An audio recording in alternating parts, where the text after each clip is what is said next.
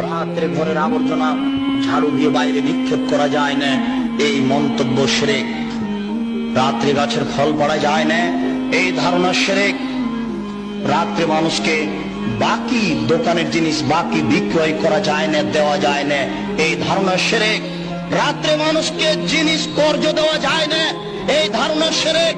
সকালে সকালে দোকানের জিনিস বাকি বিক্রয় করা যায় না, এই ধারণা করা শিরক। অপবিত্র অবস্থায় ঘর ঝাড়ু দেওয়া যায় না।